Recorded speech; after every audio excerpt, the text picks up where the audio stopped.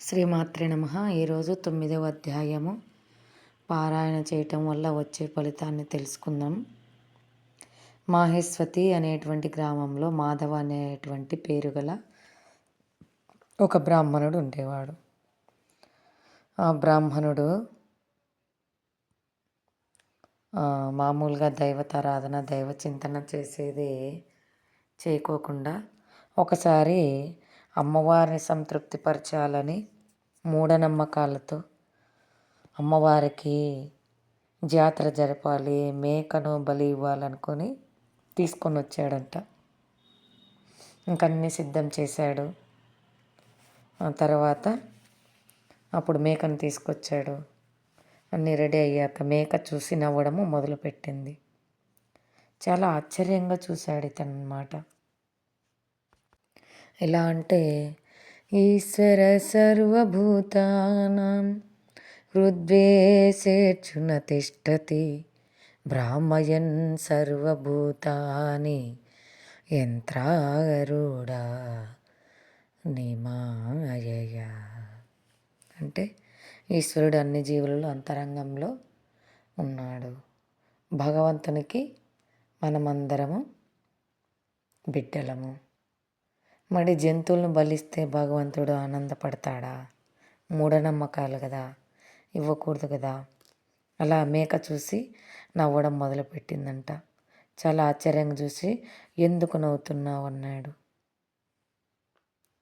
నాకు ఎందుకు నవ్వు వస్తుందంటే, నేను కూడా నీలాగా అమ్మవారికి జాతర రూపంలో ఇంకో జీవిని బలి ఇచ్చాను. నేను కూడా చాలా గొప్ప బ్రాహ్మణుణ్ణి. అలా చేసినందుకు నేను కూడా ఈరోజు ఇలా మేక రూపంలో నీ ముందు ఉన్నాను. రేపు నువ్వు కూడా ఇలా అవుతావు. ఇలా చేయడం వల్ల ఏంటి లాభం?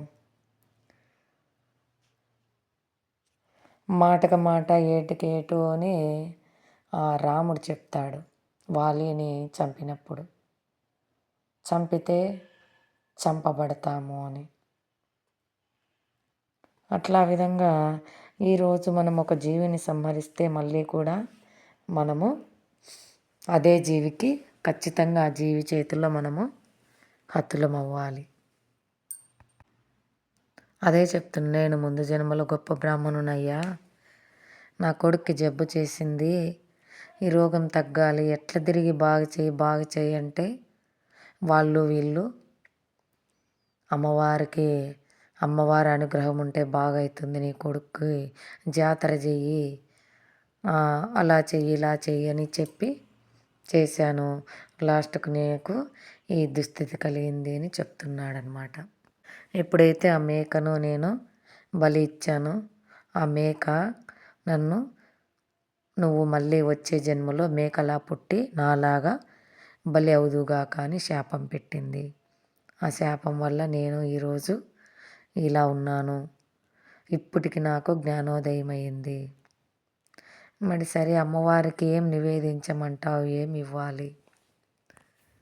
భగవంతుడు రూపం లేనివాడు, ఆకారం లేనివాడు కాబట్టి స్తోత్రమే భగవంతునికి మనం ఇచ్చే నివేదన. అంతకంటే నివేదన ఏం కావాలి భగవంతునికి? అప్పుడు చెప్తాడనమాట అతను, ఇది అంతా మానేసి జాతరలు బలి అవి ఇవి అన్నీ మానేసి భగవద్గీత 9వ అధ్యాయము పారాయణ చేసుకుంటాడు. ఎందుకలా? కూర్చొని 1 గంట భగవద్గీత చదివితేనే మంచి జరిగిపోతుందా అని అంటాడు. అయ్యా కూర్చో. కురుక్షేత్రంలో చంద్రశర్మ అనేటువంటి ఒక బ్రాహ్మణుడు ఉండేవాడు. అతను రాజుల్లోకెల్లా గొప్పవాడు.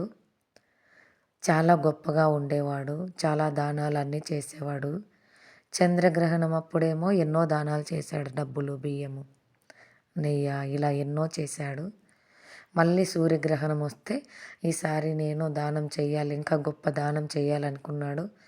ఒక బ్రాహ్మణునికి సేవకుని దానం చేయాలనుకున్నాడు. తను ఎట్లా రాజు కదా, రాజు పని వదిలేసి బ్రాహ్మణునికి సేవ చేస్తే మంచిది, చేయలేడు కదా. ఒక సేవకుని పంపిస్తానని చెప్పేసి భగవంతుని ప్రార్థించి చండాలుడిని కొన్ని డబ్బులిచ్చి తీసుకొని అతని గురువుగారి దగ్గర ఈ రోజు నుంచి నీకు ఇతను సేవకుడని పంపుతాడనమాట. ఎందుకంటే కర్మ వాళ్ళు పంపించడం వల్ల అక్కడికి వెళ్ళాడు. అక్కడ కూర్చొని ఉండగానే ఆ సేవకుని ఒంట్లో ఉన్నటువంటి 2 అంటే ఒక ఆత్మలు ఇతనిలోకి ప్రవేశించాయంట. ప్రవేశిస్తే భయపడకుండా ఈ చంద్రశర్మ కళ్ళు మూసుకొని 9వ అధ్యాయం పారాయణ చేశాడంట. వైకుంఠం నుంచి విష్ణుదూతలు వచ్చి ఈ చంద్రశర్మ శరీరంలో ఉన్నటువంటి ఆత్మలని లాగి బయట చాలా దూరము దరిదాపుల్లో కూడా లేకోకుండా ఎత్ర ఎత్ర భగవద్గీత విచారణ జరుగుతుంటే అక్కడ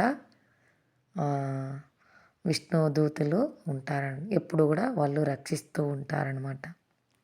సరే వీళ్ళిద్దరూ ఎవరు, నువ్వేం చదివావు అని అడుగుతాడనమాట సేవకుడు. నేను 9వ అధ్యాయం పారాయణ చేశాను, అందుకే విష్ణుదూతలు వచ్చి నన్ను రక్షించారు. వీళ్ళిద్దరూ ఒకటి పాపము, ఒకటి అపరాధము.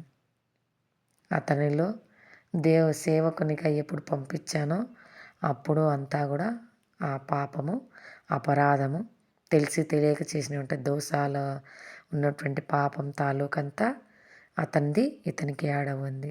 అది చదవటం వల్ల వాటిని పారేశారు.